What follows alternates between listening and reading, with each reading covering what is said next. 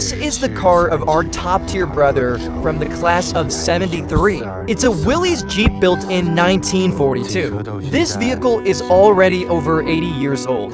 It probably took part in World War II. The price our big brother paid for it could probably buy the two of us a car each. The car had been sitting unused for years. It couldn't be started anymore. And out of its 4 wheels, 3 were completely seized. About 90% of the paint just flakes off with a touch. So in the winter of 2024, I began a full teardown of the car. First, I removed its simple outer shell. Then I carefully pulled out the engine. We decided to start restoring it from the engine backward. Looking at this engine now, the craftsmanship is really quite rough. The oil inside was pitch black. Who knows when it was last changed? Luckily, the reason it wouldn't start was simply because the valves had rusted and seized up. There are 8 valves in total, and 6 of them were completely stuck. I had to polish and loosen each valve 3 times until they moved freely again. While cleaning the engine, I even had to summon my clone to help out. Working together like that, we gave the entire engine a deep cleaning inside and out. Now this engine is finally fully restored and ready for reassembly. At this point, we can take it apart and put it back together again freely. This engine was designed specifically for wartime use. Its internal structure is simpler than that of a modern tractor, and that simplicity is what makes it so reliable. It also means that rebuilding this engine was actually kind of fun.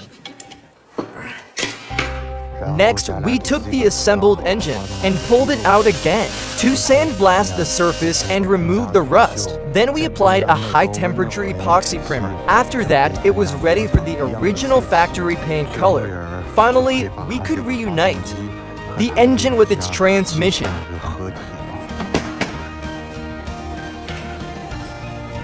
Today, the engine and gearbox are officially joined as one. As an old poem might say, perfect harmony. I set the restored engine aside, and now it's time to work on the chassis. To save some time, I sent it straight to the sandblasting shop for a full rust removal treatment. This chassis, being 80 years old, was stripped down to bare metal. That also revealed the severely rusted areas. For spots that were completely corroded, I cut them out entirely, then fabricated matching patches and welded them back. After that, I repaired the rest of the rusty sections. Without wasting a moment, I immediately applied an epoxy primer to protect it from rust, then sprayed on the original factory color for rust protection, then sprayed it with the original factory color. At this point, the chassis restoration was completely finished. I installed the front and rear axles. Then I removed the rear differential cover to check what it looked like inside. Turns out the oil in there was probably 80 years old too. It had completely lost its lubrication. It was just sticky sludge now, almost like asphalt. So I grabbed some gasoline to clean it all out. Luckily, the gears were still in good shape. There wasn't much wear or play. I just replaced the gasket, sealed it properly, and put it back together. Now we could finally deal with the problem of 3 out of 4 wheels being locked up.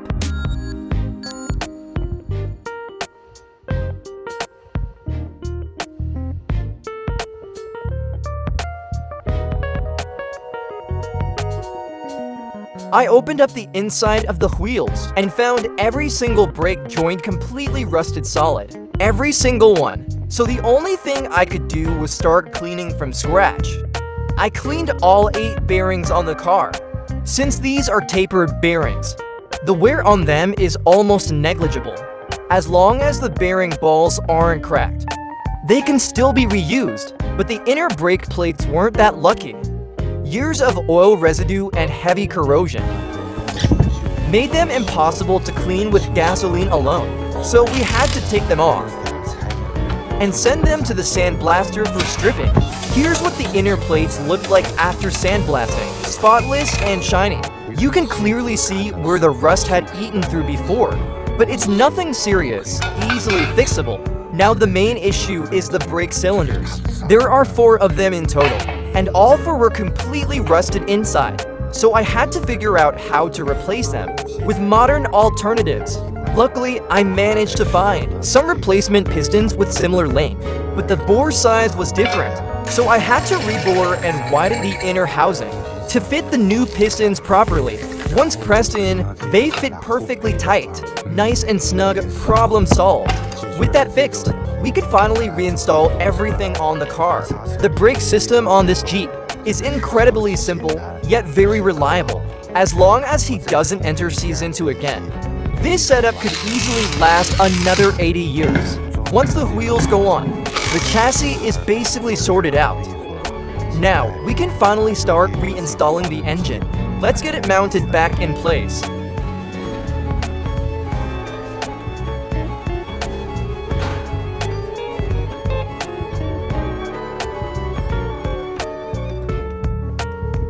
But if we want this 80-year-old machine to keep running for a few more years, we'd better minimize its wear. For any engine, the most crucial thing is right here. That ultra-thin yet incredibly strong oil film. Only when it's tough enough can it really hold wear down steadily. Take my advice. Using quality oil is never a loss. If you don't know what to pick, go for Castrol Magnatech Full Synthetic, top seller on Taobao. Now the engine's almost fully assembled. Let's try to start it up, fingers crossed.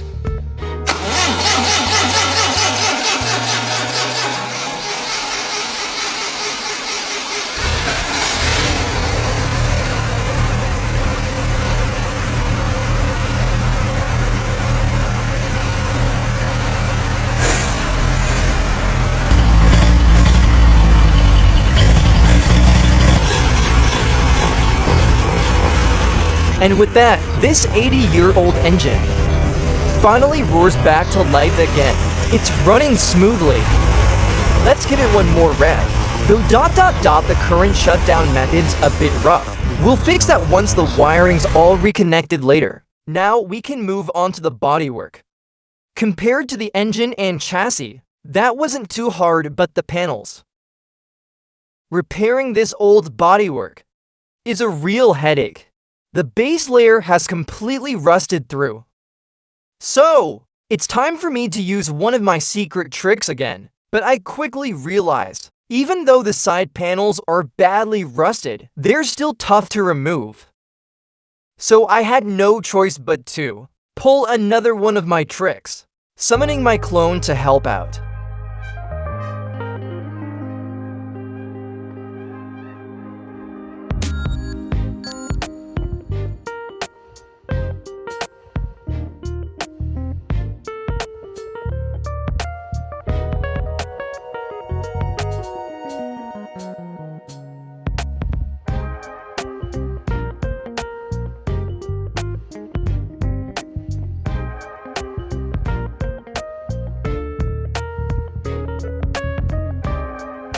Man, this stuff is a pain to deal with, and it still doesn't clean up completely. Let's just sandblast it instead. We'll use fine-grained sand later to bring the side panels back to bare metal. Remember this look? This heavily corroded state it's in now.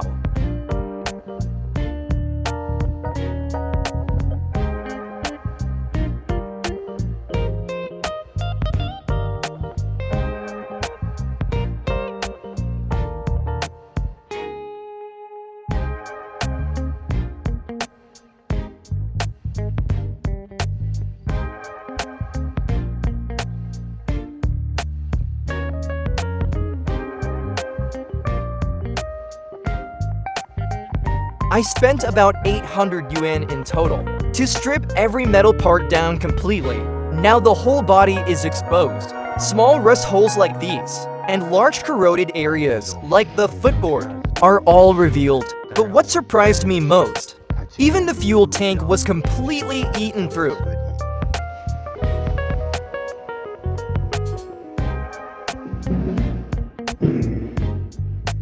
I measured the body panel thickness. It's actually 1.6 millimeters, so I'll cut a new sheet of the same thickness and reshape it back to the original contour.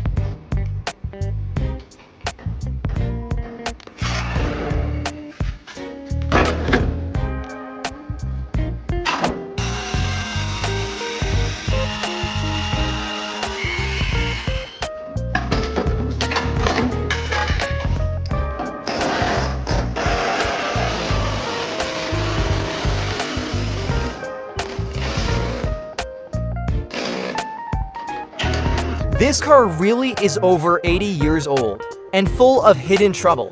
It specifically rusted out all the key supports. Now we have no choice but to cut off those corroded sections completely, then recreate the shape and weld it seamlessly back together.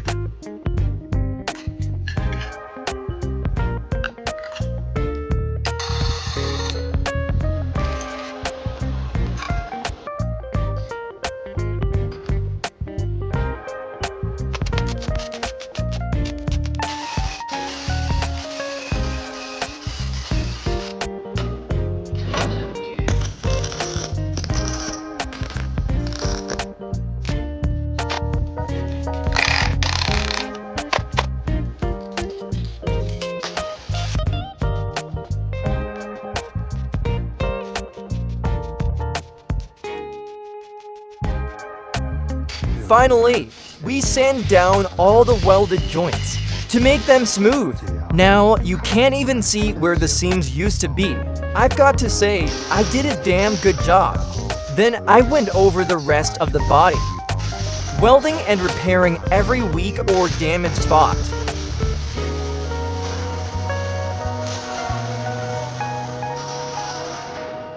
With that, the side panel repair was finally done. Without wasting a second, I sprayed on a thick coat of epoxy primer. That'll serve as the first layer of rust protection. I laid it on really thick, hoping it'll last another 80 years. Then on top of that surface, I added a thin layer of fine filler to smooth everything out.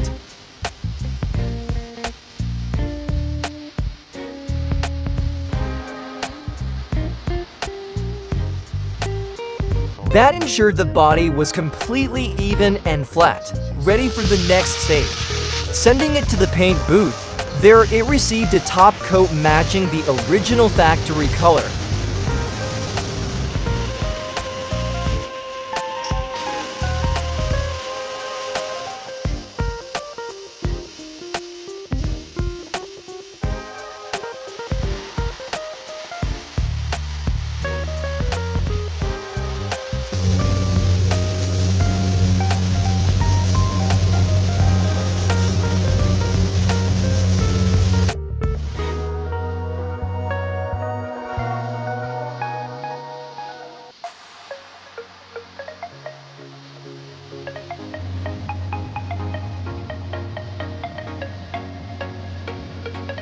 This was the final step of the paint work.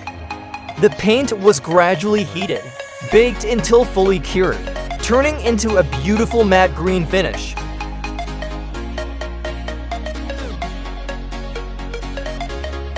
The car has nearly 200 small parts and accessories in total.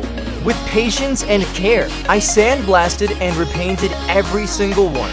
While reassembling the body, I also coated the underside of the frame. That way, it not only dampens noise, but also adds extra rust protection. I truly hope this old machine can last another 80 years. With the engine and drivetrain protected, it's more than ready to go the distance. Once everything was prepared, we could finally begin the final reassembly of the whole vehicle.